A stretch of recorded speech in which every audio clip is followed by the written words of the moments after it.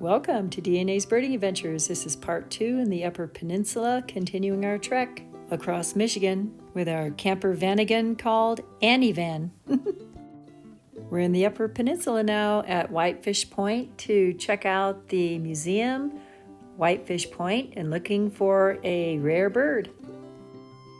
We're about 1,400 miles in from Colorado. We just went over the Mackinac Bridge into the Sioux Locks up into Canada and Sault Ste. Marie. Today's video will feature the Whitefish Point, the Shipwreck Museum, and we'll do some birding along the shore. Then for our last Michigan video, we'll visit Tahquamenon Falls and Lake Superior State Forest Campground, get eaten by black flies, and then we head south through Pictured Rocks National Park and a few stops along the way back to Colorado. And here we go, entering Whitefish Point State Harbor. Okay, we're in the Upper Peninsula heading to Whitefish Point. We just left Canada for breakfast, and then we'll head to the falls after that.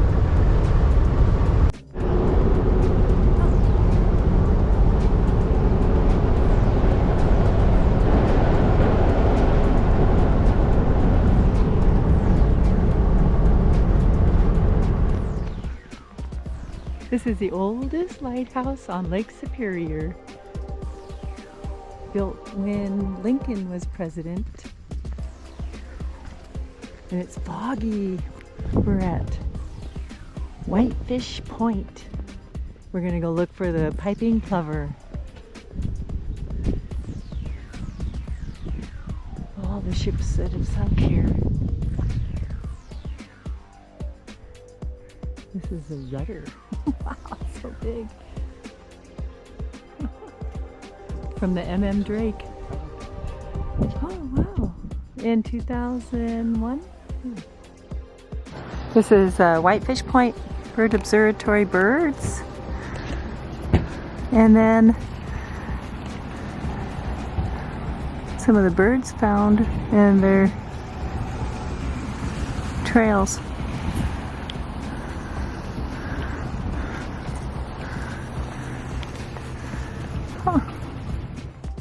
There's quite an extensive bird list here depending on the time of year. This is just part of the Saney Wildlife Refuge at the Whitefish Point. We'll take the trail around the Whitefish Point there, and the trail has changed. There was a big storm. They've been worried about the piping plovers. Oh, this is going to be the boardwalk trail. And then whatever these really pretty orange flowers are.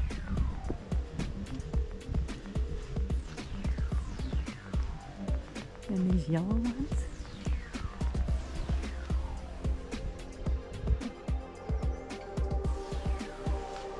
We're heading out to the beach. Lake Superior, Whitefish Point. And the Edmund Fitzgerald sank here in '75. It's hard to walk on the sand. Apparently there's a whole bunch of different warblers up here too. I found out these are both hawkweeds, this one being the orange hawkweed. Lake Superior. There's a seagull or a tern. Look at all the logs. The piping plovers are a federally endangered species, so they're nesting here, and their nests are well marked.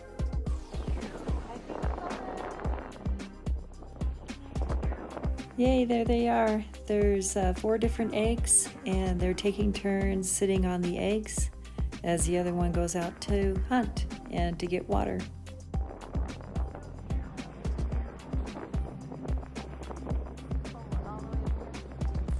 There's a piping plover. They're so camouflaged amongst the rocks there, and they need beaches that are free of vegetation and disturbance from people and predators.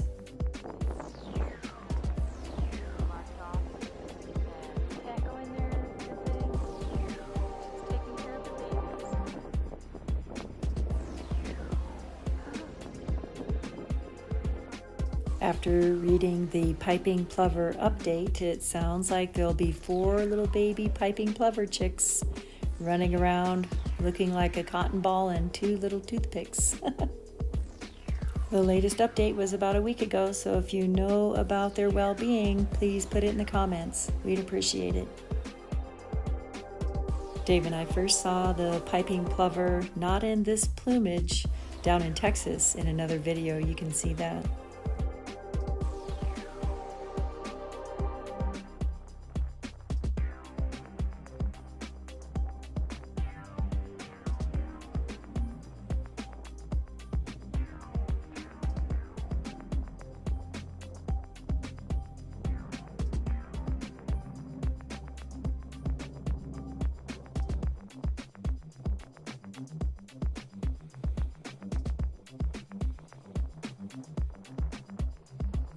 The piping plovers were taking turns going down to the water, either fishing or getting some water to drink, and we kept a distance so that we wouldn't bother them before they went back to their nest. They're pretty tiny plovers and plump and a little bit pale. They have the black collar around their chest and a little black stripe across their forehead. Orange legs and an orange bill with a little black tip. Conveniently, their coloring on the top is just like the sand.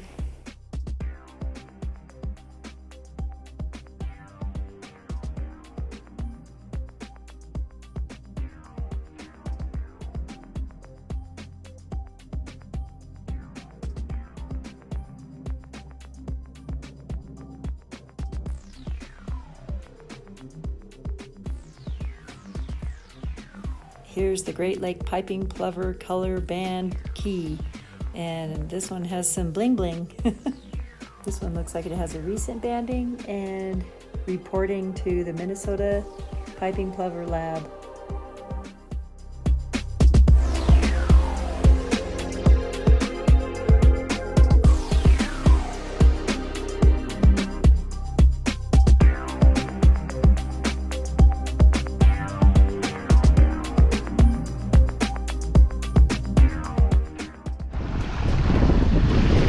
Black sand from, I guess, volcano, I don't know, igneous. Anyway, we think one of these might be an agate, and we're looking for Upper stones tonight where they'll glow in the UV light. There's a couple spotted sandpipers right in there. Dave's getting a picture. They're so cute. They're probably nesting too, along with the piping plovers.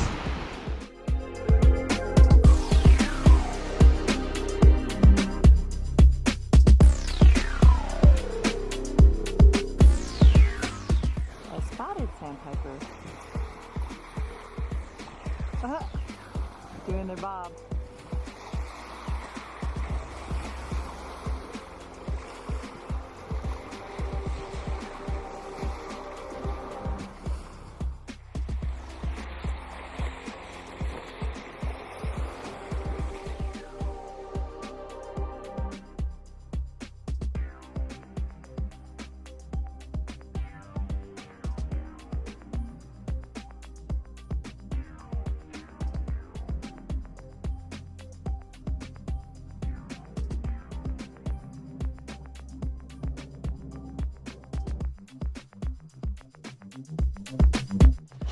We just saw some, I think they were least sandpipers, and then a male and female loon. The male flew over and the female was out in the water. We just saw a loon flying over. Exciting. Our first one for the year.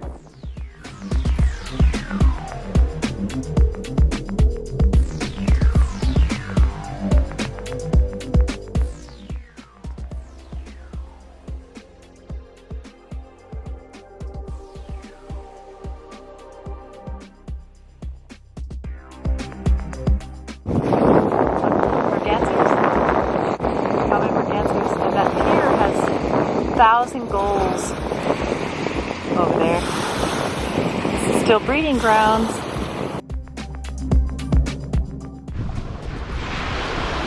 It's like a little rock wall. It keeps collapsing and eroding.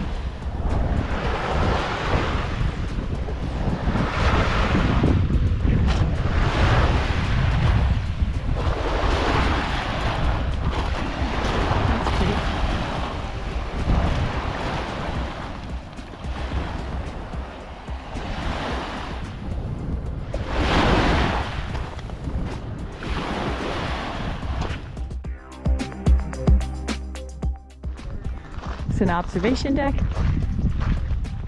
Information about the piping plovers. And the Edmund Fitzgerald wreck is 15 or 17 miles out that way. We heard two different stories. Oh my god, look at all the flies. You have to wear long pants for sure. You must wear pants. Apparently, all the black flies get eaten by July 4th by dragonflies.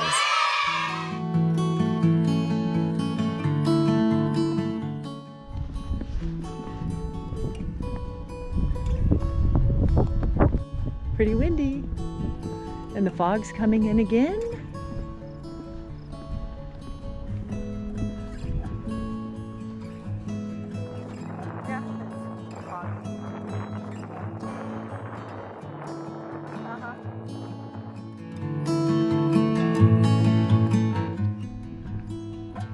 Right in here, there's some black-capped chickadees. We just saw some blue jays.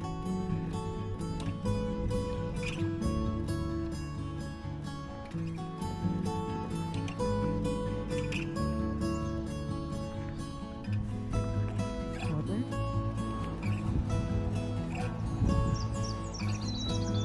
There's the Nashville Warbler and some black-capped chickadees.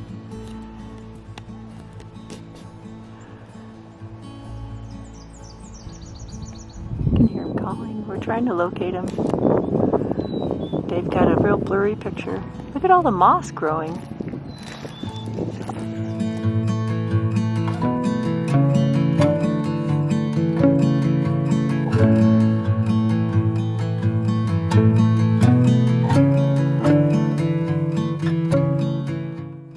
There he is. He's flitting around in there. Time to check out the museum.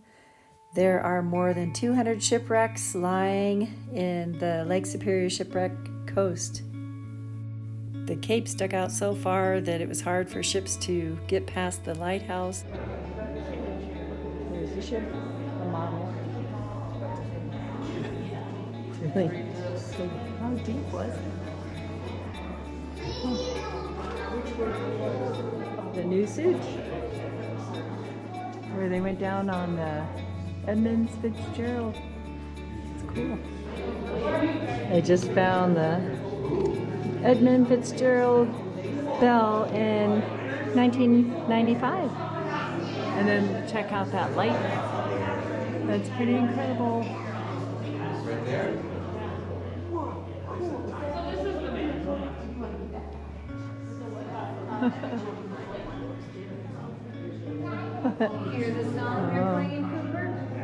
The old diving apparatus compressor, you have to pump it. This is from the schooner Niagara.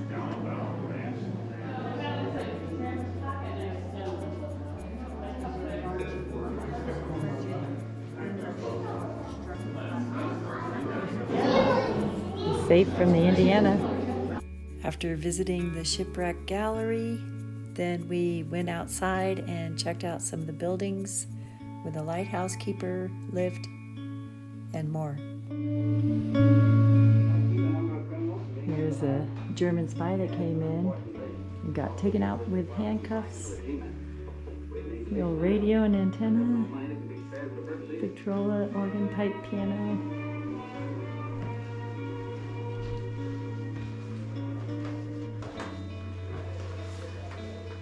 Singer swing machine, the treadle.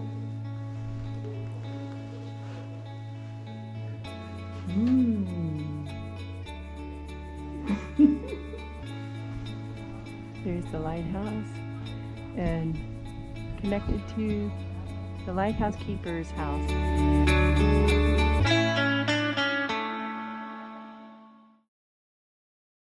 Everything was all interesting there, and there was a storm on December 7th, 2023 that gave major damage and changes to the Whitefish Point beach, and a big scare that the piping plovers wouldn't come back.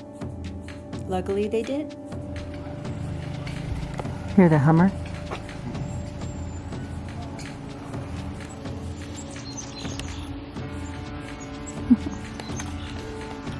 They have a feeder right here at the Lighthouse.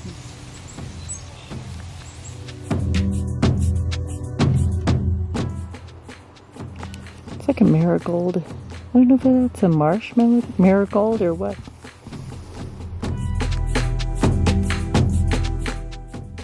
What an incredible day of birding. Just a few hours, 16 different bird species, including the piping plover, adding to our 2024 list in Michigan. Thank you. That night we found a camping spot at Tahquamenon Falls, and oh, are they pretty. That'll be our highlight for our next video. Thank you so much for tuning in to DNA's Birding Adventures, subscribing, commenting, liking, and until next time, happy trails to you.